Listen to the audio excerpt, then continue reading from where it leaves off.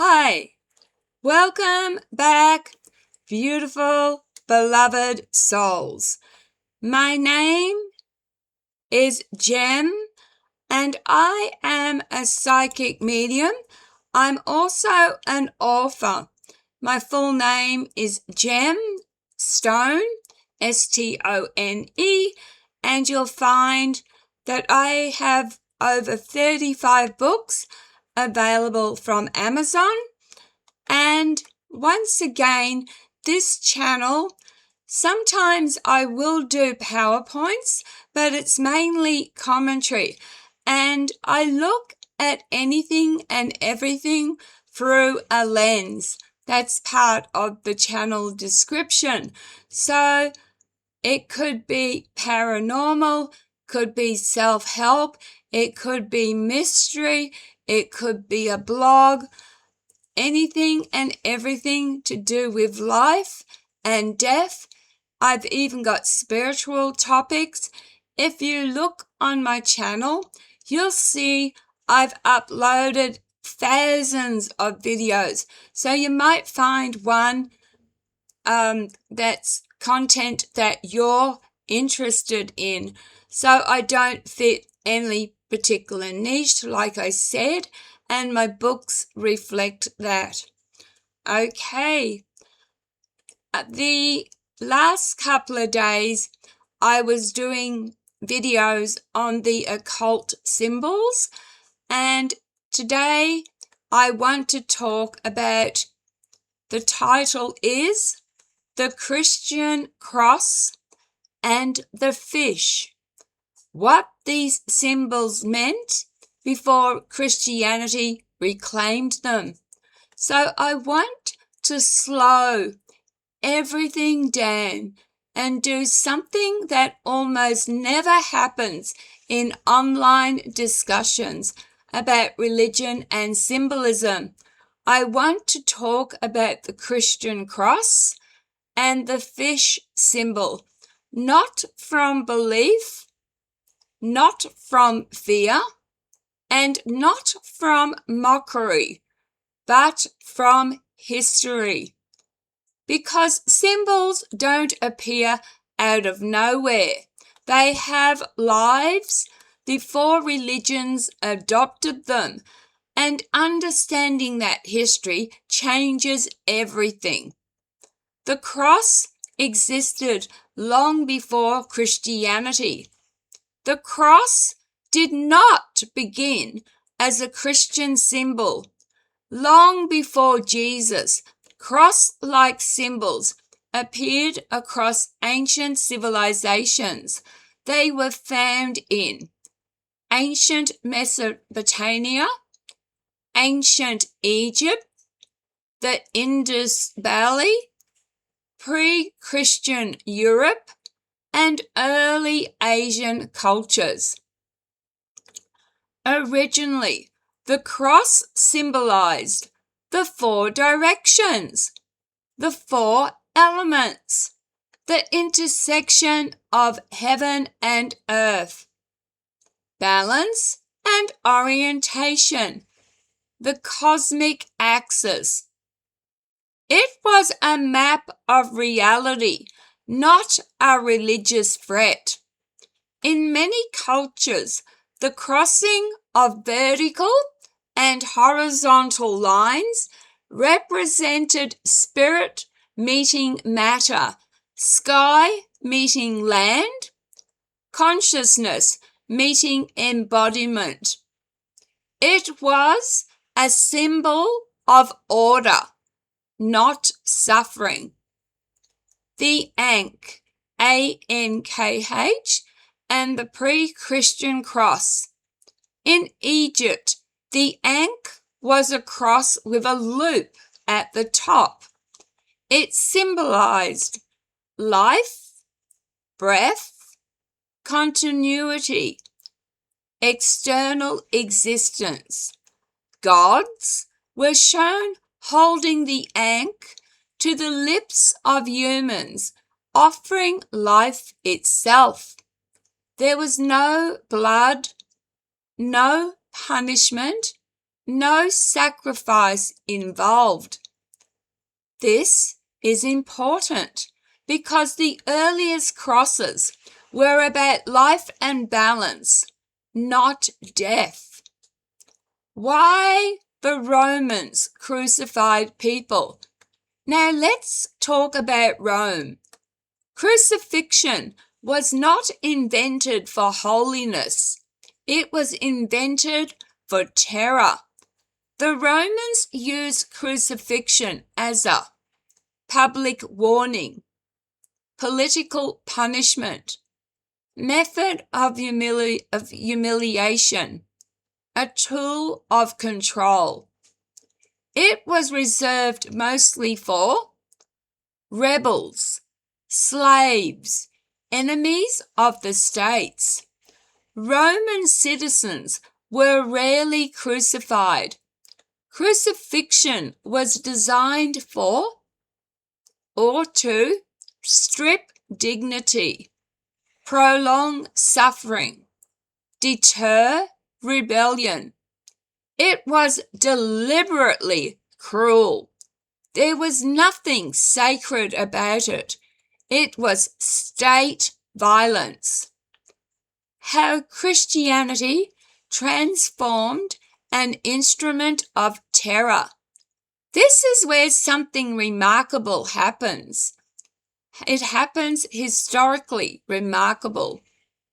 Christianity took an execution device and transformed it into the central symbol of faith.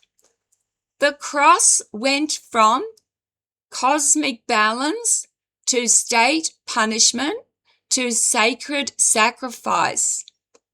This was not accidental. It reframed suffering as holy, obedience as virtue, death as redemption. And this is where I draw a personal line. Why I cannot accept a blood sacrifice God. I want to be very clear here. For me, any God who demands blood sacrifices, suffering, or the death of an innocent person as payment is not a God I can accept. This isn't rebellion. It isn't mockery. It's ethical clarity. The idea that violence redeems, that blood cleanses sin, that pain is required for love. These are not universal truths.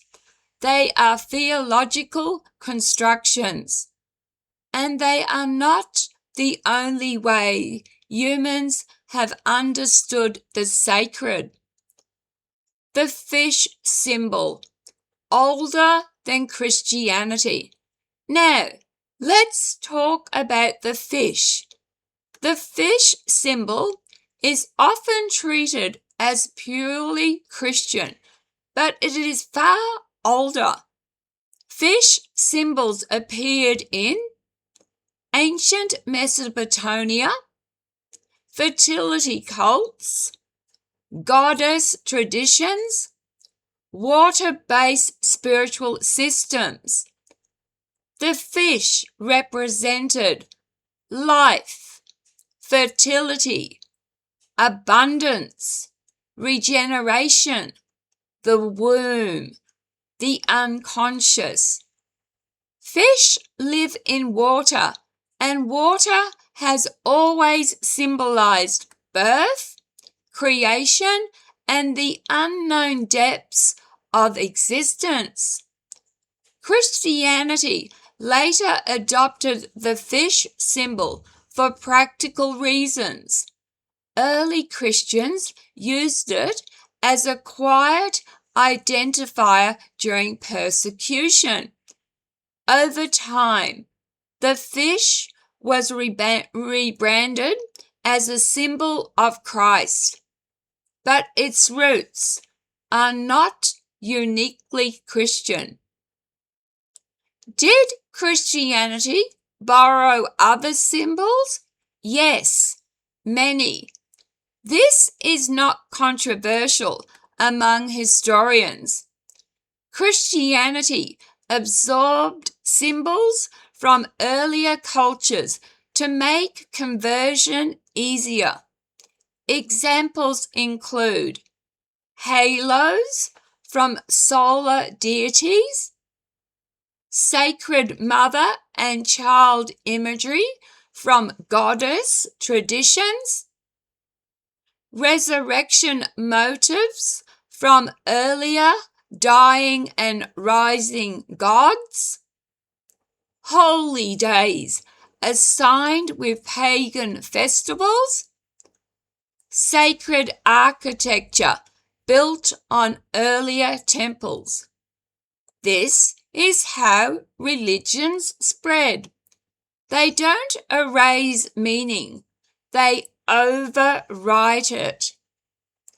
Why symbols were reframed as good or evil? Christianity introduced a strong moral binary. Symbols that supported balance, cycles, sexuality, autonomy, knowledge were often reframed as dangerous. Symbols that reinforced obedience, hierarchy, sacrifice, submission were sanctified. This wasn't evil intent. It was institutional survival. Why this still matters today?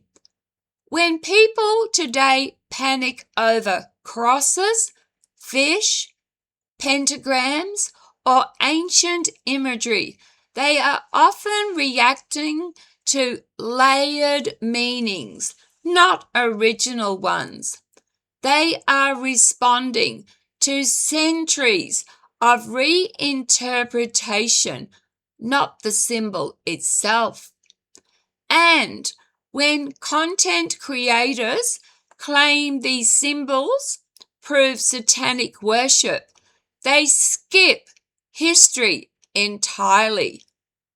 Symbols are not allegiance. Imagery is not belief. Aesthetics is not theology. Final thought. The cross did not begin as the symbol of suffering. The fish did not begin as a Christian emblem. Blood sacrifice was not a universal spiritual demand. These meanings were shaped by history, power, and narrative. Understanding that doesn't destroy faith. It gives people the choice to decide what they believe consciously instead of inheriting fear.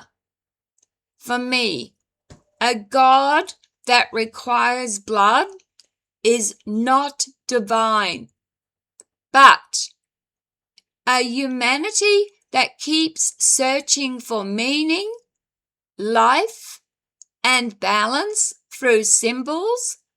That part I understand completely. Could I please ask you, beautiful, beloved souls? First, thank you for the view. And could I ask that you leave a comment and do so respectfully? And please do not argue Christian theology with me. This is not a Christian channel. This is a spiritual channel. I am not religious, and I have addressed Christian issues in previous videos. you'll have to scroll and look at them. And again, I am not attacking belief. I am being historically true. Thanks again, beloveds. Please cherish every moment. Be kind to each other. Take care of yourselves. Love, light, and blessings, and have a wonderful weekend. And I'll be back next week. Bye.